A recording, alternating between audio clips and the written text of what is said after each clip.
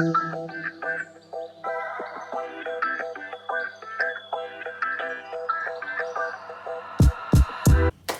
friends, and welcome back to my channel. If you are new here, my name is Lauren. I am a macro coach, personal trainer, registered nurse, and I am so happy to have you here. Today we are going to be talking about a much requested topic, something that I use personally, my clients use, and that is diet breaks and refeed days. In this video, we're going to talk about what diet breaks and refeeds are, what are the benefits of them, who should be utilizing them, and how to implement them. So first, let's look at the terminology. Refeed days are not cheat days. They are not a chance to say, just the heck with your diet, throw everything out the window. But they are structured days where you purposely increase calories, typically in the form of carbohydrates, back to your maintenance calories. A diet break is technically a break from your diet, yes, but again, not a free-for-all. We're doing this in a structured way, so you're not reversing any progress you already made or gaining any fat in the process.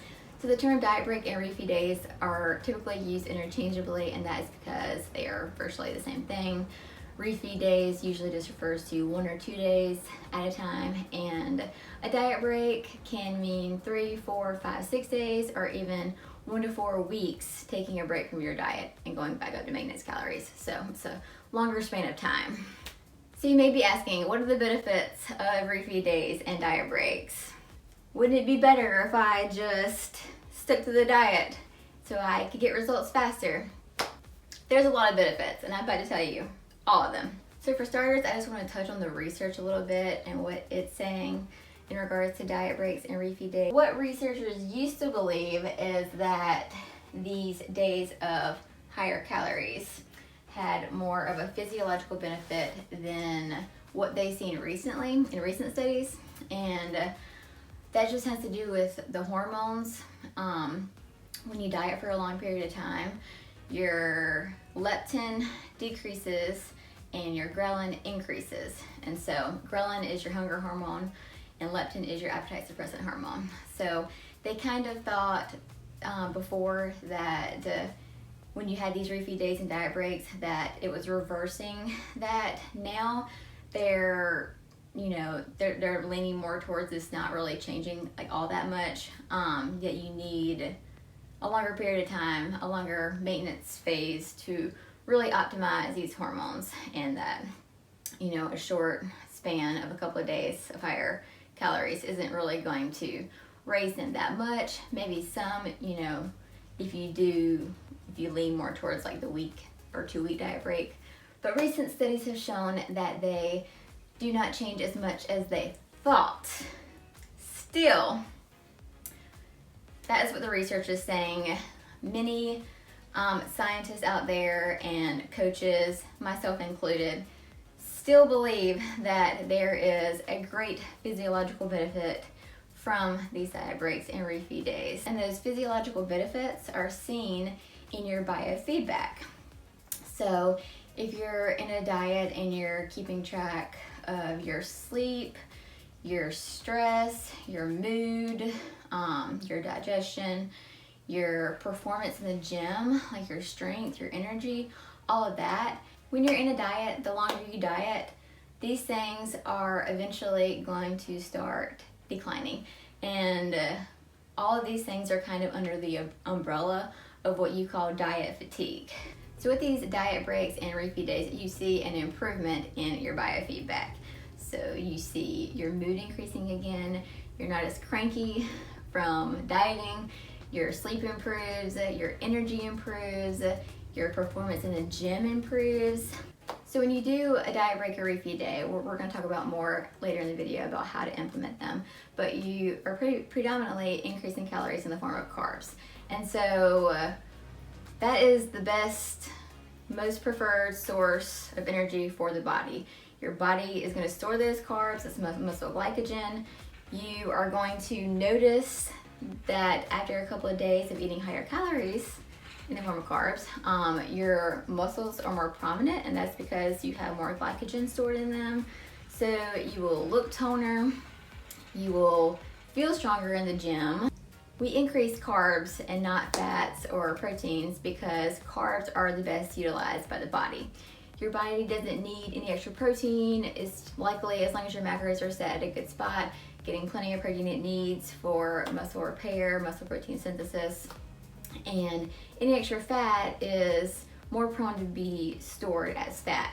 Besides your energy, performance, strength, all of that, your sleep also improves, your stress improves, and like I said, your mood improves. So that is the physiological benefits of diet breaks and refeed days.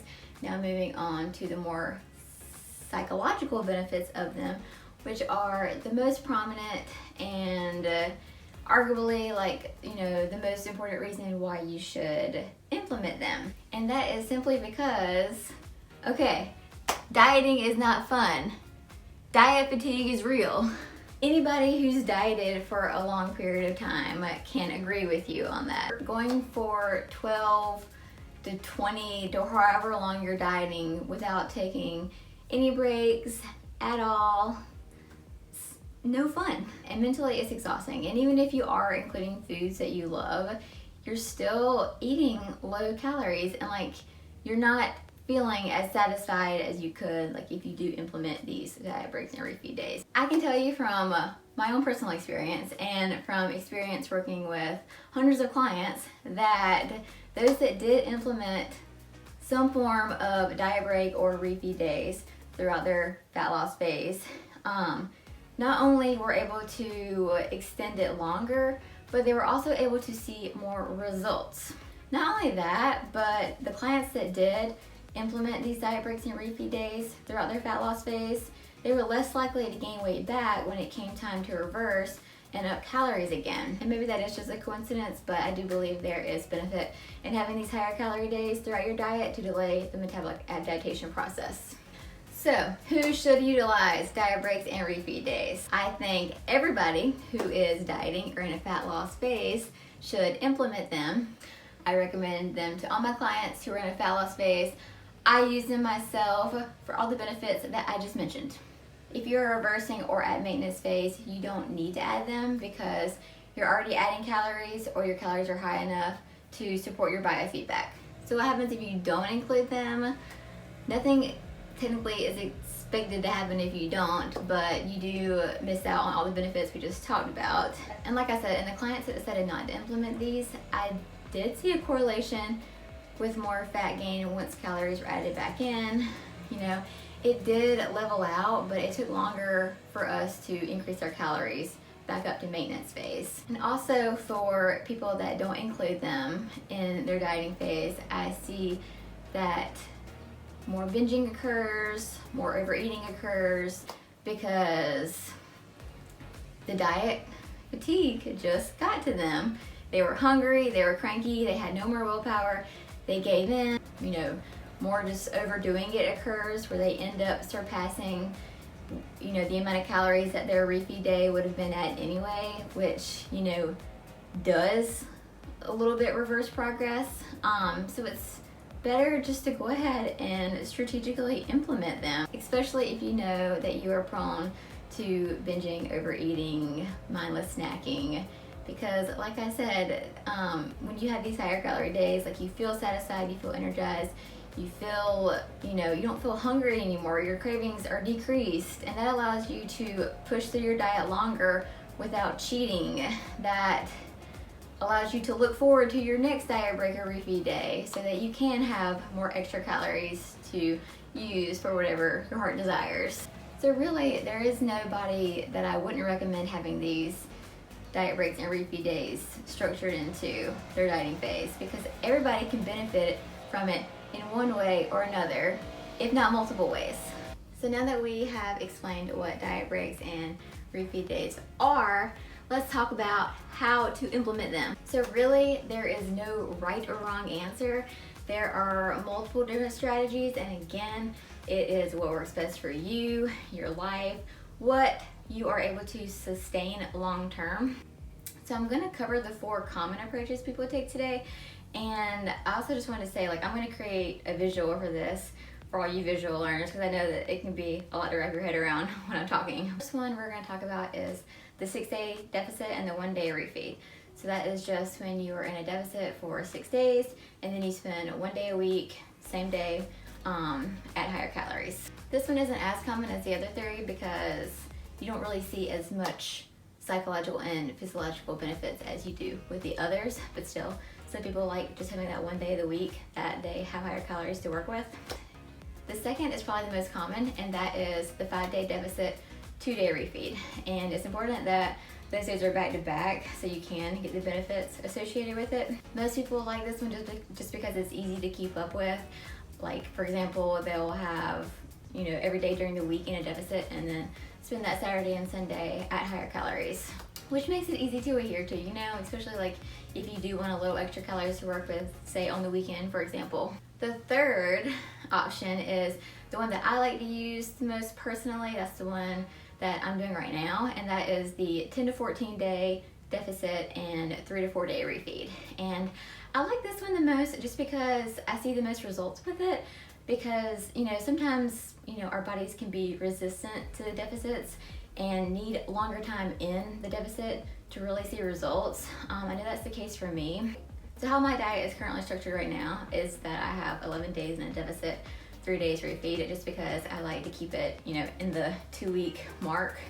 Like I said, that has worked awesome for me. I think it works the best for many people. I just think this one has like the perfect time frame because 11 days is not too long where you have to stick to deficit calories and you can see the higher carb days in sight. And then 3 days is plenty to get you feeling satisfied, increase your energy and get you eager and ready to finish out the rest of your diet. So when I talk about having deficit calories for a certain amount of time and then having your refeed days or your diet breaks, you're going up to maintenance calories on these refeed days and during your diet break. So you may be asking, well, I don't know what my maintenance calories are. As far as that goes, the best strategy, of course, is to be tracking before you start your diet. That way you know how much of a diet you're in when you start, and then when you do start, you're not in it for that long, so you just go back up to those calories that you were at prior. If you are already deeper into your diet and you haven't included any refeed days or diet breaks yet, it's not too late. You can still add them. It just may be a little bit more of a guesstimation to try to figure out what your maintenance calories are. So if you don't currently know what your maintenance calories are, I would just take your deficit macros, whatever they are, add 50 grams of carbs, minimum. You can add anywhere from 50 to 100, really. That's usually like the sweet spot. But if you want to do it conservatively, 50 grams is a good place to start. And depending on what route you choose, whether you do the 2-day refeed or the 3-day diet break, 4-day diet break, if you find that 50 grams isn't enough, you could try 60 the next time, try 70, just to see like where you're at. So there's no surefire way to know like exactly what your maintenance calories are. Like I said, we're just guesstimating here with all this, but if you look at your weight trends, you'll notice that as you increase your calories and carbs, your weight is going to go up. And that is normal because you are eating more calories, you are eating more carbs, which hold on to more water, and therefore increase your weight. But the thing to look out for is that after 3 to 4 days after your last refeed day, your weight should go back to what it was before you had those refeed days. Your weight stays elevated at 3 to 4 days past your last refeed day, you likely overshot your maintenance calories a little bit. Just lower your maintenance macros by 10 to 20 grams of carbs next time and see how your body and weight responds to that. So just for like a real life case study and example, I'm going to show you how I implemented my diet break of the 11-day deficit and 3-day refeed. Again, I must note that these are my macros tailored for me. Do not follow them. And I say that with complete sincerity because really we're all different. We all come from different dieting histories. We each have different body compositions. We each have, a lot of us have similar goals, yes, but there's no perfect macro ratio, no perfect percentage, no perfect grams of protein, carbs, or fat that will help us achieve, the perfect toned body. There isn't. So it's different for all of us. If you're unsure of what to set your macros at for a fat loss phase, or you've plateaued, you're worried that your macros might be too high or too low, I do offer custom macro assessments. I would love to look at your history and your data and make sure that they are set at an ideal place for you and your goals. Okay, so like I said, my macros are low right now because I am in a diet and I'm at the tail end of my diet. I have been gradually decreasing my calories, you know, throughout this last 3 months. So currently my deficit macros are 130 grams of protein, 150 grams of carbs, and 40 grams of fat. So I will stick to that for 11 days, and then for 3 days I will increase my carbs to 230 grams. I'll increase my fat to 45 grams just because my fats are so low right now, and I will keep my protein at 130. When I was still eating 50 grams of fat, I didn't increase. When I was still eating 45 grams of fat, I didn't increase my fats, just my carbs. But now that they are low, having those 3 days with like slightly higher fats, I do notice a difference. So I personally like to do that. But again, it's up to you and how you choose to implement them. I also just wanted to touch on the fact that, like I mentioned before, your weight is going to increase when you do this. It's nothing to be alarmed by. It's all a part of the process. It is totally normal and expected. So I just wanted to show you guys my weight trends for the last 3-day diet break I did, and how they increase and what is to be expected when they go back to normal after the diet break's over. So if you look at 9-4, that's the first day that I had my diet break. 9-5 is the second day. 9-6 is the third day that I had my diet break. And that is when you see my weight start to increase by a pound. The day after my third day, it increased another pound. And then it slowly started trekking down until it was back to normal, and I even hit a new low weigh-in, which isn't uncommon either. This is just an example for 1 week. Sometimes my weight will go up 3 to 4 pounds and then come back down, but it generally always goes back to what it was before I did the diet break 3 to 4 days afterwards. Like I said, if it does stay elevated, it's likely that you overshot. So I wouldn't like take back from your deficit macros or anything. I would just go back to your deficit macros and then go lower the next time you do have your refeed days or diet break. I also want to note that this is excluding other factors as well. I mean, I'm typically like eating the same stuff here, just with higher carbs. But if you're on your period that week, for example, and your weight stays elevated and your weight typically is up when you're on your period, you know, you have to consider that too when factoring that in. You know, you may not have overshot. It may just be that you're on your period. If you did eat out at a restaurant and have more sodium than usual, you might just be retaining that. If you found this video helpful at all, if you could like it and hit the subscribe button, that would help me a ton. Also, let me know what kind of stuff you guys want to see in the videos to come. I hope you guys have a great rest of your day, and I will see you in the next video.